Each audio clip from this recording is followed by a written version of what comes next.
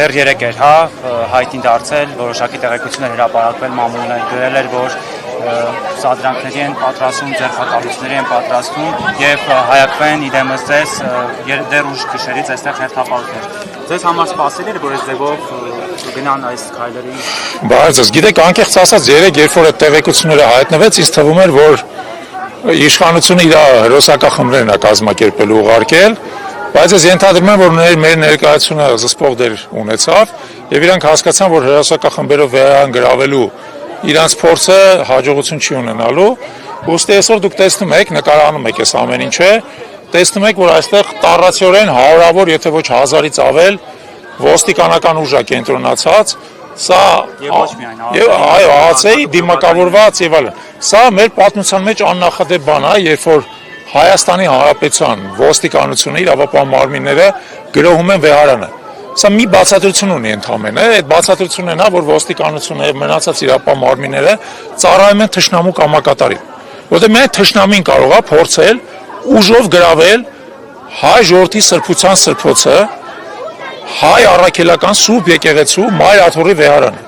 Սա աննախադեպ երևույթ է։ Ու ես կարծում եմ, որ մենք բոլորս արժանապատիվ քաղաքացիներով ըստեղ ենք, որպեսզի մեր ներկայությամբ թույլ չտանք, որ տեղի ունենա մի բան, որը դարերով մեզ խայտառակ կանի։ Դարերով, այսինքն այս խարանը, այս ամոթը մենք բոլորս ներկաներս չենք կարողանալու մարսել, որովհետև մենք որպես այդպիսի ժամանակակից քրիստոնյա ազգ ենք, որտեղ մենք ունենք այս եկեղեցին, որտեղ այս եկեղեցու պատմությունը 1700 տարի չի ընդհատվել, որտեղ երբ որ պետություն չենք ունեցել, ինքնապետություն եղել, երբ որ մենք չենք ունեցել դպրոց ու հիվանդանոց, ինքը եղել է դպրոց ու հիվանդանոց մեր համար, եւ զգալի չափով շարունակում է լինել եւ դպրոց, եւ հիվանդանոց, եւ կրթարան, եւ այսօր թույլ տալ այն պետությանը, որ այս ընթացքում այն իշխանությանը տապալել է ամեն ինչ, զախուղել է ամեն ինչ, հանձնել է Արցախ, հանձնել է Հայաստանի տարածքներ, շարունակում է դրանք հանձնել համառորեն, մի հատ էլ գա վեհարանը գրավի, նշանակում է ավելի լավ է թող մեր դիակների վրով անցնեն նոր վեհարանը գրավել։ Ես ուրիշ ասելիք չունեմ, թող անցնեն մեր դիակների վրով, թող մեզ սպանեն նոր վեհարանը գրեն։ Սա եկեղեցու դեմ չէ, այլ կոնկրետ Սա